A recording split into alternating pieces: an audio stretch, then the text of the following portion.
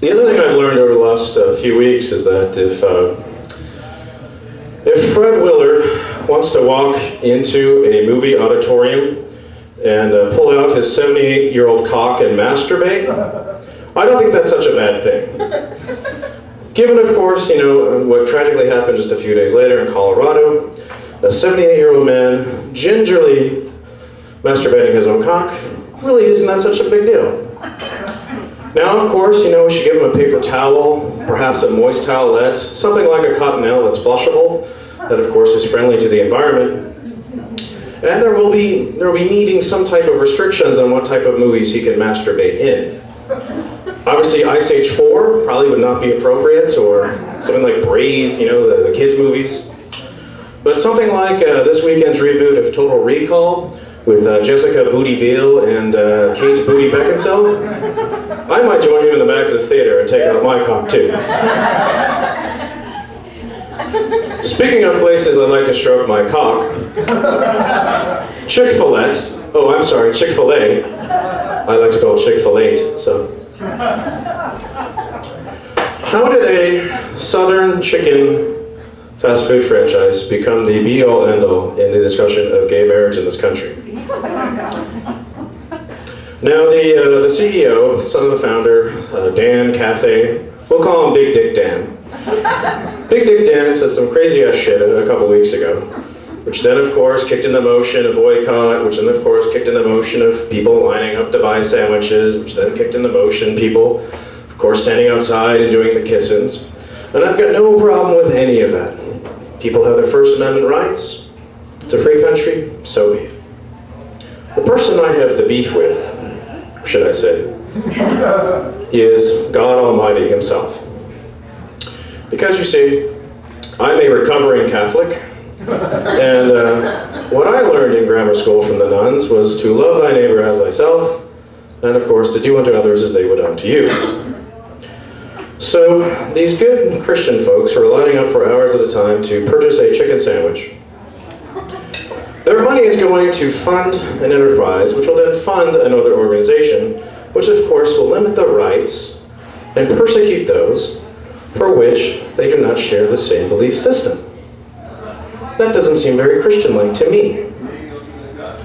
The other beef I have with God is that I actually looked up some of the ingredients that are in a Chick-fil-A sandwich. Now, when you go to Google, the first hits you'll get are like granolatreehugger.com. And of course, I wanted to make sure it was an unbiased, review of what was actually in the sandwich. And if you actually go to Chick-fil-A.com, they admit in their chicken sandwiches are MSG, high fructose corn syrup, and an anti-foaming agent. Now, MSG, which was taken out of food years ago, was known to cause a number of health disorders, including neurological damage. This would explain why Sarah Palin goes there. High fructose corn syrup, we all know what that does.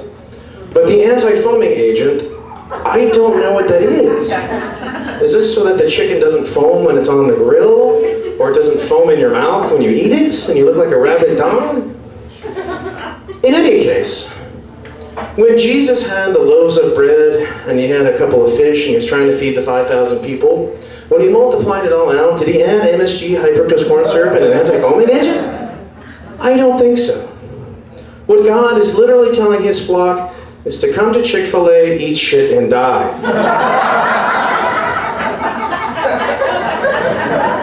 And that is perfectly fine with me. So for those of us who don't eat there, and of course for the gays and lesbians who of course don't want to go there, eventually they'll all die off, can tear down those franchises, and put up something much more aesthetically pleasing to the eye and to the stomach. Speaking of things that are not aesthetically pleasing, NBC's coverage of the Olympics. My beef is that NBC is covering the Olympics. Now, I've lived abroad. I've actually seen the Olympics abroad as well. And so I know what a big and major global event of all these athletes from around the world competing, as ABC used to say, for the thrill of victory and the agony of defeat. But that wasn't enough for NBC executives. For the same guys who of course screwed up late night talk show hosts, The same guys who screwed up early morning talk show hosts, same people who screwed up regular primetime programming, they decided, you know what we need? We need something with a bit more pizzazz. We need some razzle-dazzle. We need Ryan Seacrest. Ryan Seacrest single-handedly is propping up the United States unemployment rate. How many jobs does this asshole have? He's doing the Olympics now, he's American Idol host, E-host.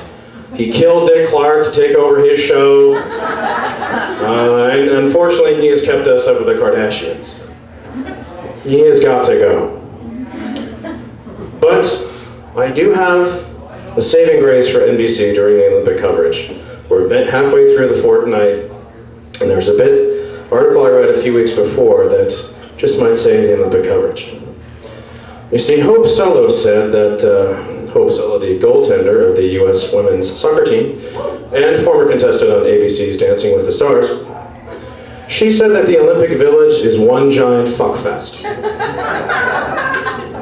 They give over 100,000 condoms out for free. One Russian pole vaulter said he was now on 3 chicks a day during the 2004 Olympics in Athens. Well, NBC, let's take some of those high-def cameras. Let's take some of that slow-mo technology. Let's put it all around the Olympic Village. Exactly where Hope Phillips said they do lots of the fucking. On the grassy knolls, behind the dumpsters, on the roof, in the basement, in the hallways, wherever the hell good fucking of young, hot, buff people is going on. And don't fucking tape delay it. Let that shit stream live. Even if you're gonna have Bob Costas hosting, be like, this is Bob Costas with Olympic Village After Dark. We're streaming live all night long. I've got Barry White in the background. My co-host tonight will be Fred Willard. How are you doing, Fred Willard? I'm as happy as a puppy with 2 ears, Bob. All right, well, don't get that all over the place, okay? Just calm down, Fred. Let's go on to camera 1. Let's see, it's over on the grassy knoll. Let's see what's going on over there. Then we have Natalie Coughlin, a famed U.S. swimmer. Apparently she's not coughing anything up but swallowing from Gerard Lepardieu, a French fencer. Over behind the dumpster is a gold medal repeat winner. Oops, I'm sorry, did I screw that up because people didn't know that? Usain Bolt, he has 5 members of the Swedish diving team. He's going to fuck them all in under 1 minute. Finally, on the roof, on the big roof of the big dorm, we have a major orgy international fuckfest from members of the Brazilian women's soccer team, some men from the Russian powerlifting team, and some Greek wrestlers as well. It's kind of guy on guy, girl on girl, all kinds of crazy shit action going on. Hey there, Bob. What do you want, Fred Willard? I can tell you where in the world Matt Lauer is. Where's that? He's deep inside Ryan Seacrest. Fred. Oh my God, he is. And there's a Russian powerlifter behind him.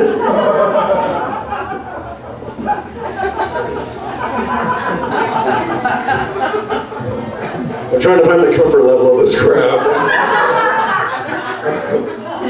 Okay, let's turn to stateside. Hey, yesterday was President Barack Obama's 51st birthday! Yay! I don't know what that is in Muslim ears. I don't. I was in Hawaii a little while back, and when you take a tour of Honolulu, you stop by the Baskin Robbins in Honolulu, where a young 16-year-old Barack Obama had his first job. And we wanted to recreate what it was like for him to work there, so we went in there, stopped, placed our order, and immediately yelled, "Where's my change? What's taking so long?" Very comfortable, yeah. I think the Republicans really don't like Obama because they think his stimulus package is bigger than Romney's.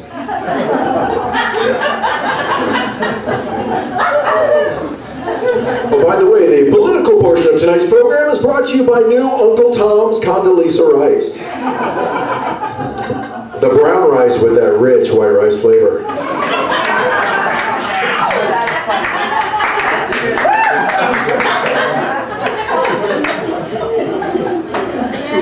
Here's something I can't figure out. A lot of Christians are conservative Republicans, but if you actually read the book, Jesus wasn't a conservative. Jesus is a liberal. In fact, Jesus is a socialist, and I can prove it to you. Brothers and sisters, open your New Testament to the Gospel of John, chapter 2, verse 10, where our Lord and Savior attends the wedding at Cana and turns water into wine. Had the Prince of Peace been a Republican, he would have only turned the water into wine at his table. And then sold it to everybody else at the party. But he gave it freely to all. Going up against Barack Obama, the presumptive Republican candidate is Mr. Mitt Romney. And Mr. Mitt Romney has a problem. A lot of Christians won't vote for Mitt Romney because he's a Mormon. And some Christians think that Mormonism is a cult. Really? Because when I think of a cult, I think of like David Koresh and the Branch Davidians in Waco, Texas. And you know the difference between the Branch Davidians and the Mormons? About 150 years. I don't know if you saw this in the news. President Obama was singing, I think it was the Temptations, or was it Al Green or something like that, to his wife, Michelle. And he's like, I will always love you. You know, he's digging into his soul roots. Mitt Romney, not to be outdone, he's singing to his wife, you know, digging into his roots. And they call it puppy love.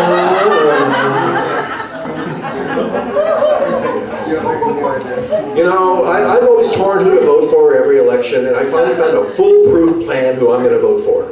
I vote for the candidate who has the hottest wife that I want to nail. 4 years ago, that was tough because Michelle Obama is pretty smoking hot. And Cindy McCain was not bad in that MILF-GILF thing. You know, she's good girl. But you know, 4 years before that, Teresa Heinz Kerry, I'll go. And then before that, in 2000, it was Laura Bush. Laura Bush, a lovely lady, but never once have I ever fantasized about Laura Bush on all fours going, harder, harder! Back then we had Nancy Reagan, just say no. Oh my God, Pat Nixon. Did you ever see the ass on Pat Nixon? Oh my God, like a pumpkin. Too soon, no. Too late.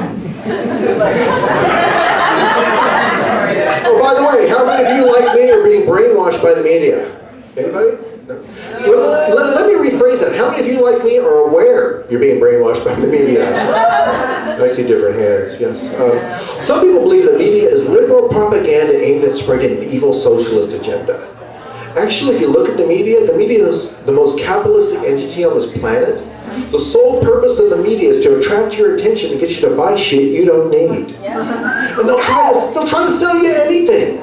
I saw an ad for Jesus action figures. Bend the Prince of Peace into 1,000 different positions. Money table sold separately. Does this violate something about graven images that I read in a book somewhere? I don't know. I'm not going to get the Jesus action figure. I'm holding out for the Buddha inaction figure. By round of applause, do we have any Buddhists in the audience? Behold, the sound of one hand clapping.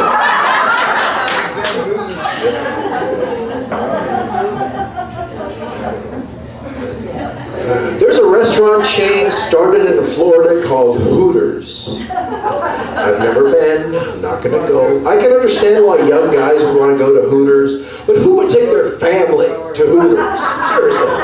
And can we sink any lower as a culture than Hooters? Why not Cooters? Hungry? Eat a cooter. Because I know when I'm thinking of eating out, I'm thinking of eating a cooter. Or Pooters? Not going to eat that. Hooters, Cooters, and Pooters, oh my. Horrible names for eateries. Or Dr. Seuss characters. Yes. You know what's weird is that we have commercials and then now every product has a website. Just think if this was true throughout history, that every product ever invented had a website. Like for example, when Samuel Morse invented the telegraph, what would his web address be? .com? Seriously. And how slow was that modem? Still faster than AOL, but you know. Pony Express, when it positively has to be there in 2 to 3 weeks.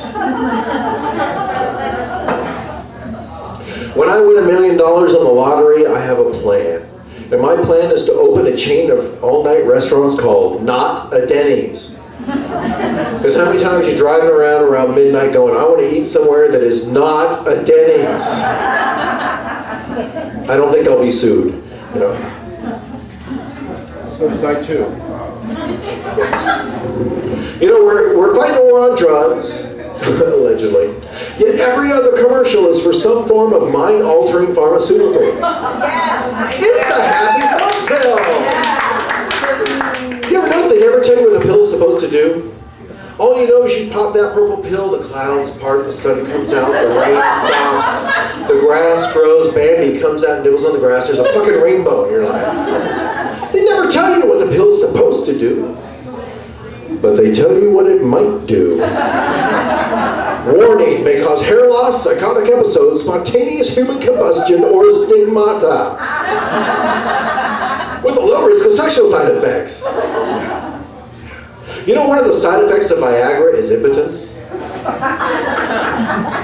Seriously, there should be a pill for that.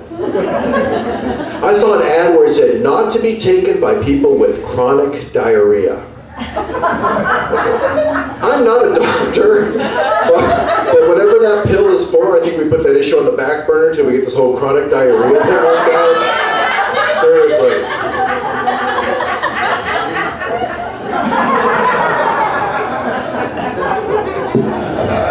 Hold on. This is the bad part of the show. This ever happen to you guys? Sometimes when I'm driving around town with a dead body in the trunk of my car, I'll suddenly get this really bad feeling. I know, it really freaks me out. At least until I calm down, think rationally, and then realize, oh, it's just my conscience.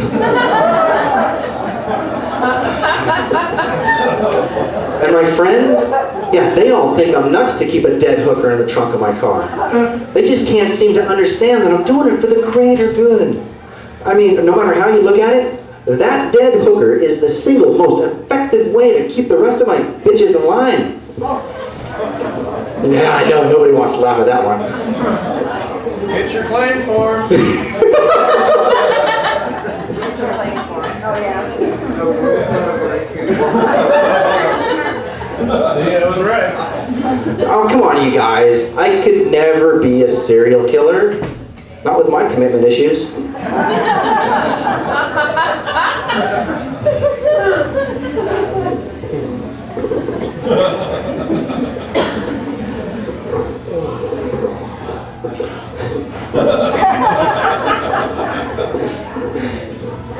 In the movies, everybody always throws up after killing someone. Well, I found out the hard way, this actually happens. Yeah, and because of it, I ended up losing all of my friends. And still, I only lost like 10 pounds. What's worse, the hard part's not losing the weight. It's making enough new friends to really keep it off. I got a groaner, good.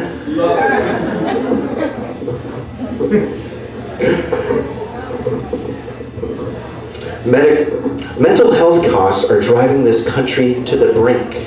In 1990, schizophrenia cost the United States $32.5 billion.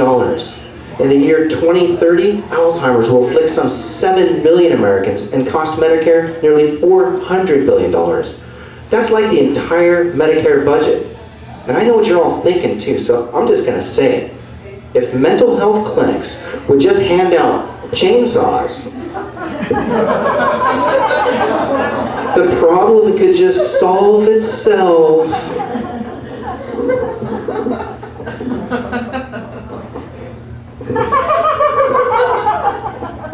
I'm so sick of these drug ads with their ridiculous list of side effects. Yeah, we get it, okay? In fact, I think they should take those side effects and try to put a positive spin on them. Take Cialis for erectile dysfunction, because that which does not kill you will only make you harder.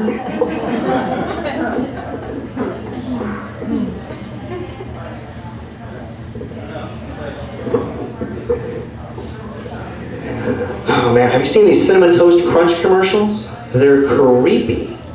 Piece of cereal goes fishing with its tongue, catches another piece of cereal, and then eats it.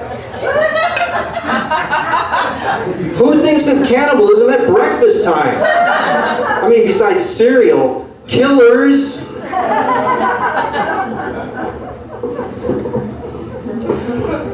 Recent studies have determined that the human body, when parted out for donor organs, is worth over $800,000. Yeah, even more controversial was the advertising slogan that was used to fund this study. Volunteer for scientific research and become a huge part of someone else's life.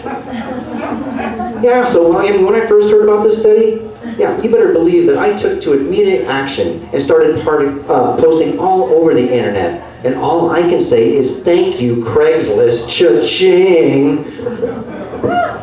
Because I'm selling potty parts and making a lot of money. Just trying to help you guys out. People that are lonely just need to try harder. I mean, whenever I get lonely, I just step up my game and get creative to pick up chicks.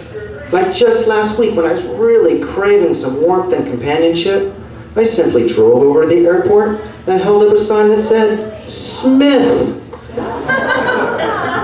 I mean, once you got them in the car, they're practically yours.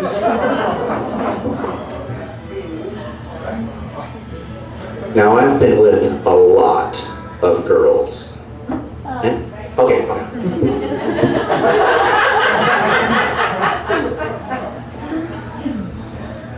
In this joke, I've been with a lot of girls.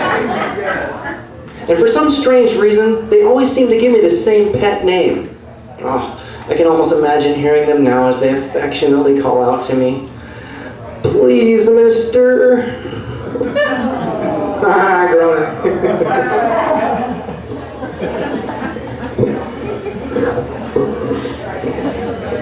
When my last girlfriend decided to plant a garden, I thought it was the stupidest idea ever. So when she went and got herself pregnant, yeah, I made her dig it up as a punishment. But then as I watched her dig, I realized she's going to make a wonderful fertilizer. I know. But now I not only have the best tasting tomatoes, that garden really helps my new girlfriend remember her birth control. Too soon? Speaking of girlfriends, my new girlfriend is so amazing and strong too. She's a survivor of one of those awful school shootings, which, by the way, the cops could have handled better. Yeah, after interviewing her about the shooting, they brought me in for questioning, as if I knew she was a 6th grader. I should probably quit here, huh? But I gotta do this next one. Play for him. I recently got myself into a rather sticky predicament. I mean, straight up, I found myself more than a little turned on by my buddy's teenage daughter. Yeah, I know. But don't worry, I'm playing it smart. This guy's been a good friend for a long time, and I flat out refuse to compete with him. It's a little too dark? Yeah. Alright, we'll lighten it up a little bit. My family's back in the news. My cousin Marcia is being charged with the homicide of her daughter Sylvia. Now Sylvia's a pretty rotten kid, so Marcia decided to try rebirthing therapy, where difficult kids are placed in a womb-like environment until they can be rebirthed. Well, the process is pretty traumatic and deaths are not uncommon. But in Marcia's case, when asked what went wrong, she said nothing. I'm pro-choice.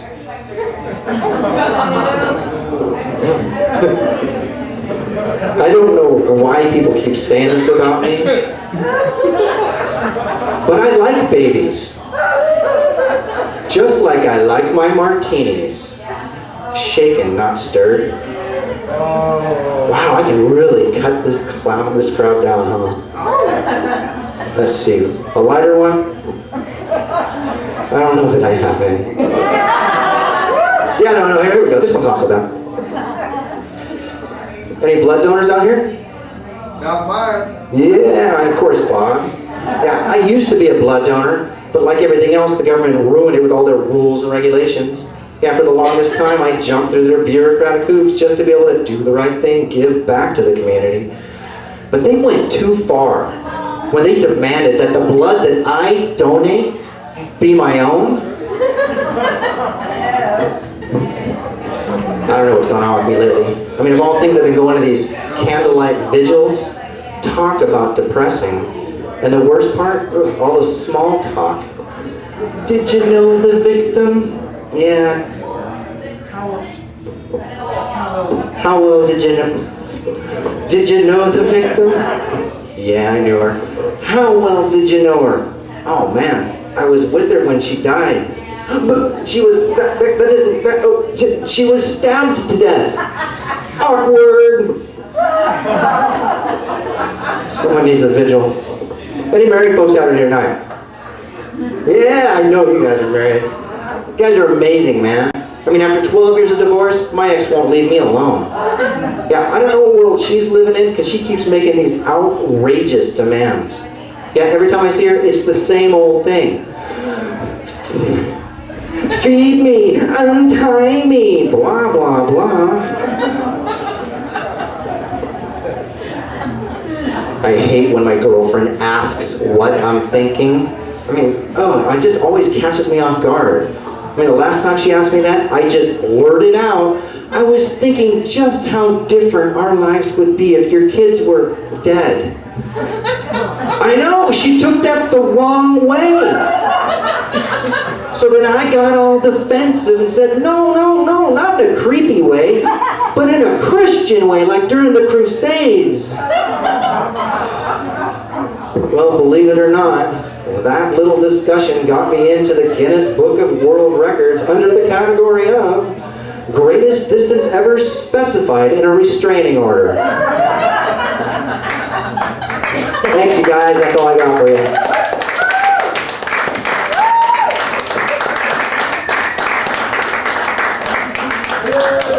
Give another round of applause for Sal, Kurtis, and our MC, Sarah. We are the Comedy Addicts.